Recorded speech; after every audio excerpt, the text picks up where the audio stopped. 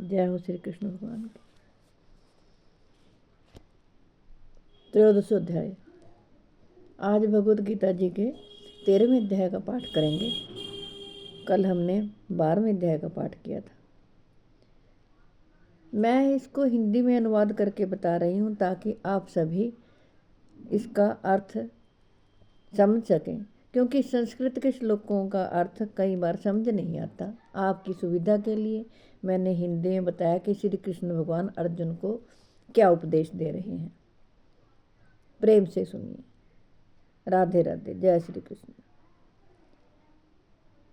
श्री कृष्ण भगवान बोले हैं, अर्जुन, यह शरीर क्षेत्र इस नाम से कहा जाता है और इसको जो जानता है उसको क्षेत्रज्ञ इस नाम से उसके तत्व को जानने वाले ज्ञानी जन कहते हैं।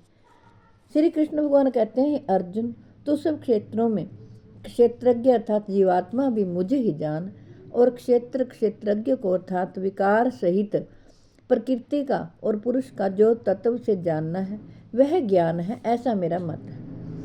वह क्षेत्र जो और जैसा है तथा जिन विकारों वाला है और जिस कारण से जो हुआ है तथा वह क्षेत्रज्ञ भी जो और जिस प्रभाव वाला है, वह सब संक्षेप में मुझसे सुन। प्रभु कहते हैं, यह क्षेत्र और क्षेत्रज्ञ तत्व ऋषियों द्वारा बहुत प्रकार से कहा गया है और विभिन्न वेद मंत्रों द्वारा भी विस्तार पूर्वक कहा गया है तथा भली भांति निश्चय किए हुए युक्तियुक्त ब्रह्मसूत्र के पदों द्वारा भी कहा गया है। 5 महाभूत, अहंकार, बुद्धि और मूल प्रकृति भी तथा 10 इंद्रियां, 1 मन और 5 इंद्रियों के विषय अर्थात तत्व स्पर्श, शब्द, रूप, रस और गंध तथा इच्छा, द्वेष, सुख, दुख, स्थूल देह का पिंड, चेतना और धृति, इस प्रकार विकारों के सहित यह क्षेत्र संक्षेप में कहा गया है। श्रेष्ठता के अभिमान का अभाव, दंभाचरण का अभाव। श्री कृष्ण भगवान कहते हैं, किसी भी प्राणी को किसी प्रकार भी ना सताना, क्षमा भाव, मन, वाणी आदि की सरलता, श्रद्धा, भक्ति सहित गुरु की सेवा, बाहर भीतर की शुद्धि, अंतःकरण की स्थिरता और मन इंद्रियों सहित शरीर का निग्रह है। श्री कृष्ण भगवान कहते हैं, इस लोक और परलोक के संपूर्ण भोगों में आसक्ति का अभाव और अहंकार का भी अभाव, जन्म, मृत्यु, जरा और रोग आदि में दुख और दोषों का बार बार विचार करना, पुत्र, स्त्री, घर और धन आदि में आसक्ति का अभाव, ममता का ना होना तथा प्रिय और अप्रिय में प्राप्ति में सदा ही चित्त का सम रहना।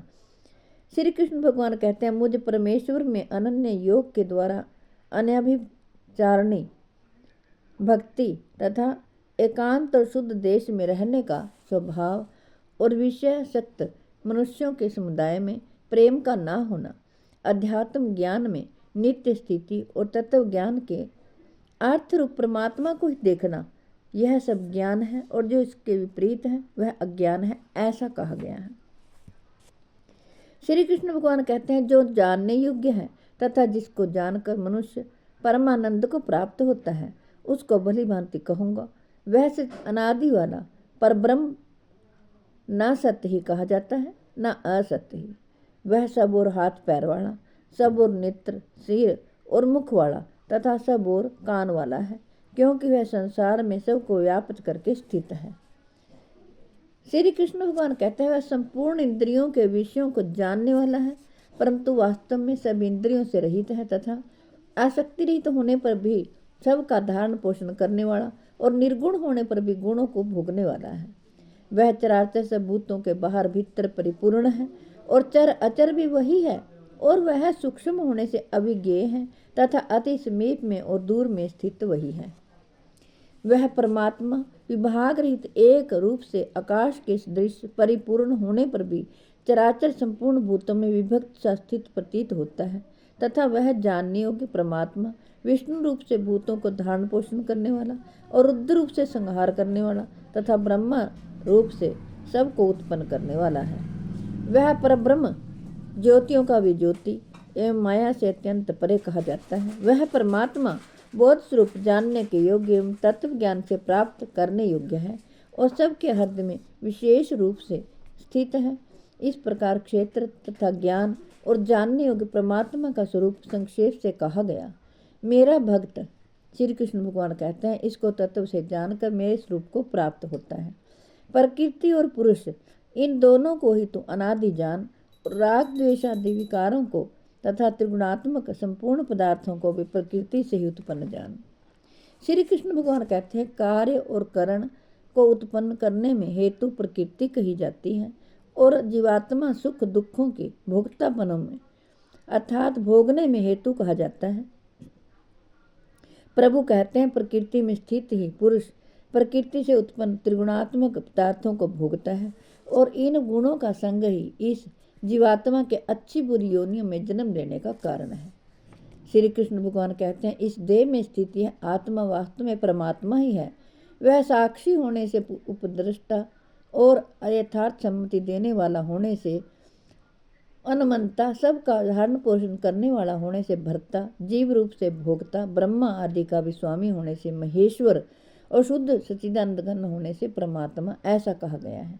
इस प्रकार पुरुष को और गुणों के सहित प्रकृति को जो मनुष्य तत्व से जानता है, वह सब प्रकार से कर्तव्य कर्म करता हुआ भी फिर नहीं जन्मता। श्री कृष्ण भगवान कहते हैं, उस परमात्मा को कितने ही मनुष्य तो शुद्ध हुई सूक्ष्म बुद्धि के ध्यान से द्वारा हृदय में देखते हैं, अन्य कितने ही ज्ञान योग के द्वारा और दूसरे कितने ही कर्म योग के द्वारा देखते हैं अर्थात प्राप्त करते हैं। श्री कृष्ण भगवान कहते हैं, परंतु जिनसे दूसरे अर्थात जो मंद बुद्धि वाले पुरुष हैं, वे इस प्रकार ना जानते हुए भी दूसरों से अर्थात तत्व के जानने वाले पुरुषों से सुनकर ही तदनुसार उपासना करते हैं और वे श्रवण परायण पुरुष भी मृत्यु रूप संसार सागर को निसंदेह तर जाते हैं। हे अर्जुन, यावन मात्र जितने भी स्थावर जंगम प्राणी उत्पन्न होते हैं, उन सबको तो क्षेत्र और क्षेत्रज्ञ के संयोग से ही उत्पन्न जान। प्रभु कहते हैं, जो पुरुष नष्ट होते हुए सब चराचर भूतों में परमेश्वर को नाश रहित और संभाव से स्थित देखता है, वही यथार्थ देखता है। क्योंकि जो पुरुष सब में समभाव से स्थित परमेश्वर को समान देखता हुआ अपने द्वारा अपने को नष्ट नहीं करता, इससे वह परम गति को प्राप्त होता है।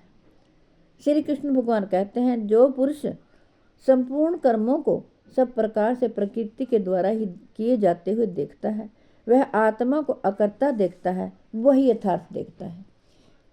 प्रभु कहते हैं, जिस क्षण यह मनुष्य भूतों के पृथक पृथक भाव को एक परमात्मा भाव में भी स्थित तथा उस परमात्मा से ही संपूर्ण भूतों का विस्तार देखता है, उसी क्षण वह सच्चिदानंद घन ब्रह्म को प्राप्त हो जाता है। प्रभु कहते हैं, हे अर्जुन, अनादि होने से और निर्गुण होने से यह अविनाशी परमात्मा शरीर में स्थित होने पर भी वास्तव में ना तो कुछ करता है और न लिप्त ही होता है। प्रभु कहते हैं, जिस प्रकार सर्वत्र व्याप्त आकाश सूक्ष्म होने के कारण लिप्त नहीं होता और वैसे ही देह में स्थित सर्वत्र आत्मा निर्गुण होने के कारण देह के गुणों से लिप्त नहीं होता। श्री कृष्ण भगवान कहते हैं, जिस प्रकार एक ही सूर्य इस संपूर्ण ब्रह्मांड को प्रकाशित करता है, उसी प्रकार एक ही आत्मा संपूर्ण क्षेत्र को प्रकाशित करता है। इस प्रकार क्षेत्र और क्षेत्र के भेद को तथा कार्य सहित प्रकृति से मुक्त होने को जो पुरुष ज्ञान नेत्रों द्वारा तत्व से जानते हैं, वे महात्मा जन परम ब्रह्म परमात्मा को प्राप्त हो जाते हैं। जय हो श्री कृष्ण। आज मैंने आपको 13वें अध्याय का पाठ सुनाया है। मैं आशा करती हूँ आप सभी इसका लाभ उठाएंगे। अपने बच्चों को भी प्रेरित करें कि भगवत गीता जी का पाठ सुनें और पढ़ें। आपकी सुविधा के लिए मैंने ये भगवत गीता जी का पाठ हिंदी में अनुवाद सुनाया है। मैं आशा करती हूँ आप सभी इसका लाभ उठाएंगे। विश्व के कल्याण के लिए, जगत के कल्याण के लिए मैंने ये भगवत गीता जी का पाठ आपको पढ़कर सुनाया है। आप सभी इसका लाभ उठाएं। जय हो श्री कृष्ण भगवान।